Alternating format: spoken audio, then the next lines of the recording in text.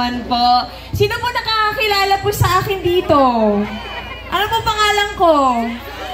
Ay, salamat. Sino po nanood kagabi ng Miss Universe Philippines? Ay, yung mga...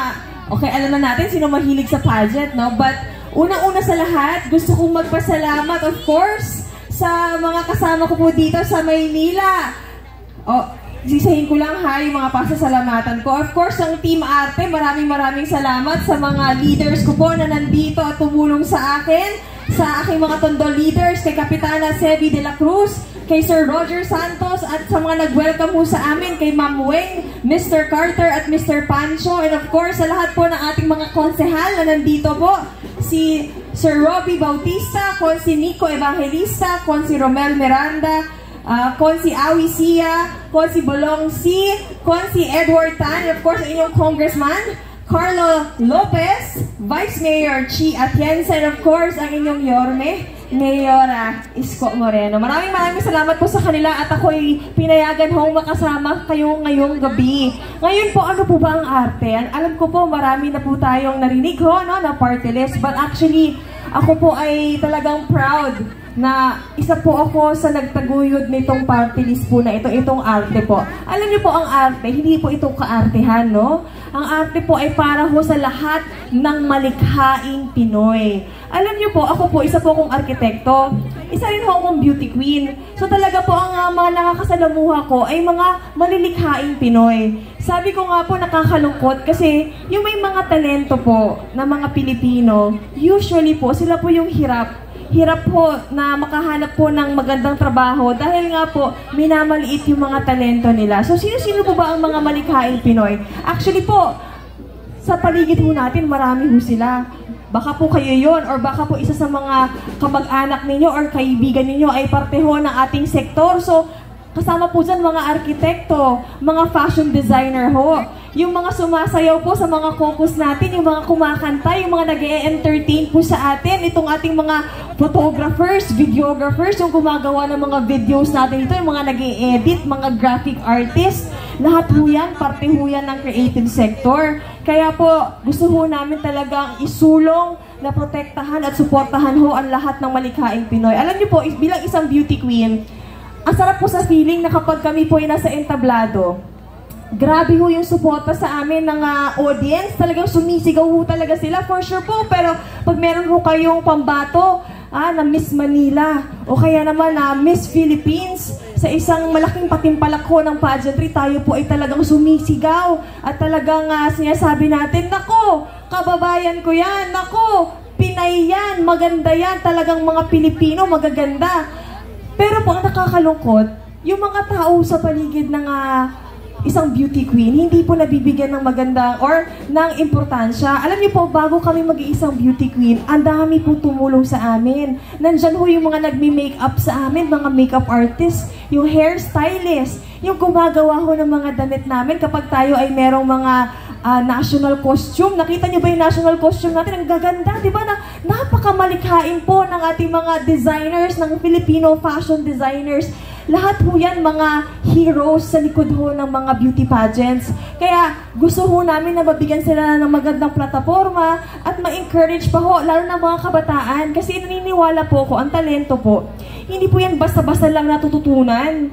Yan yung basta-basta naaaral. Yan po yung mga talent ho talagang pinagkaloob yan sa atin ng Diyos. Marami ho dyan, bata pa lang nakikitaan na ho natin ng talento. Kaya po, gusto po ng arte na tulungan po itong mga may talent natin na mga kabataan na ma-improve nila at of course, maipakita nila ang talento nila. Hindi lang lamang sa kanilang mga barangay at sa kanilang mga paaralan, pero maipakita nila ang talento nila sa mas malaking stage. So yan po yung una, malikhaing Pinoy. Pangalawa ho, isa po sa gusto na isulong ng Arte Party List ay ang pagtangkilik sa sariling atin. Yun po ay pagtangkilik sa mga produktong gawang Pinoy. Kaya po, ito po gusto ko po, pag uwi po ninyo sa bahay, kung may oras po kayo, i-check po natin ang ating mga kagabintan. Tingnan po natin yung mga damit po ba natin, mga sapatos, maong, at kung ano-ano pa sa bahay. Tingnan natin, may nakasulat doon, made in. Okay, i-check natin ha. Pag nakita ho natin, meron pa bang made in the Philippines? O kaya ba lahat na made kung saan-saan man sa ibang bansa? Hindi po ba? Bakit po nakaka-alarma yun? Nakaka-alarma na wala nang made in the Philippines. Talaga bang wala pa tayong pwedeng gawin? Hindi ba tayo talented enough para tayo ay makagawa ng mga produktong pwedeng gamitin ng kapwa Pinoy natin? Nakakalungkot po yun, no? Marami sa mga industriyang lokal, mga factories, mga manufacturing, nagsasarado ho. Dahil hindi makapag-kompetensya po sa mga imported na dumarating po sa bansa natin. Isa pong example, lagi ko pong sinishare ito. Itong suot ko pong t-shirt. Alam niyo po, itong polo na to, simple lang naman, hindi po ba? Basic lang. Pero actually, proud po akong suotin itong t-shirt na ito dahil hindi lang basta ito ay t-shirt, kundi dahil itong t-shirt po na ito ay gawa sa Pilipinas.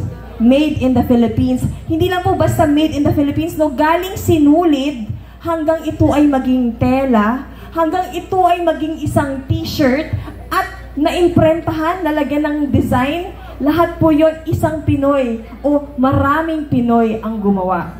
Kaya po sabi ko, kapag tayo ay nagtangkilik ng sariling atin, pag tayo po kasi ay bumibili ng imported, no? Ang natutulungan na natin yung manininda.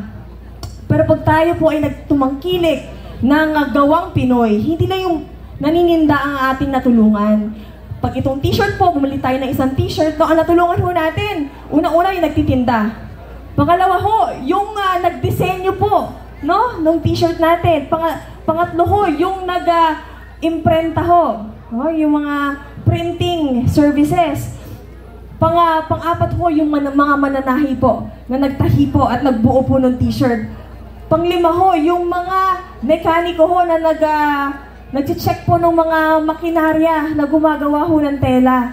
Yung mga knitting machines ho. So, ibig sabihin, sa isang t-shirt, 5 tao na yung natulungan mo.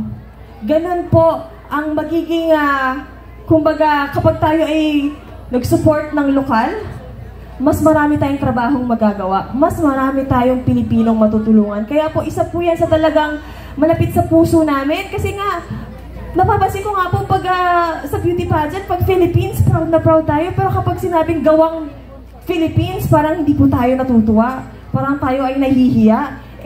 Naniniwala po ako na ang gawang Pinoy ay world class din ho. Na ang mga produktong Pinoy ay talagang kayang makipaglaban ho sa produktong galing sa ibang bansa. Kaya po sana, kung wala po kayong nakikitang malapit sa puso ninyo na party list, baka po ito na po, baka arte na ho. No? Kung kayo may kilala na may talento, kung kayo may kilala at kung kayo naniniwala na dapat Pilipino naman, dapat produktong Pinoy naman, sana po, arte po ang inyong mapili. No? So, ito po, hindi po ako endorser lang hindi po ako endorser ng arte, kundi ako po ang may akda.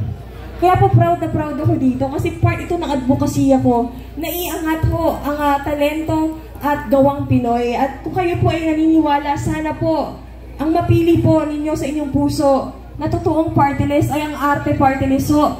14 ho ako sa balota at makakaasa ho kayo na itataguyod ho natin ang lahat ng malikhaing manggagawang Pilipino. Maraming salamat po. Again po, ako po si Architect Shamsi Supsupli. Basta arkitekto sigurado, arte party list, 14 sa balota. Maraming salamat.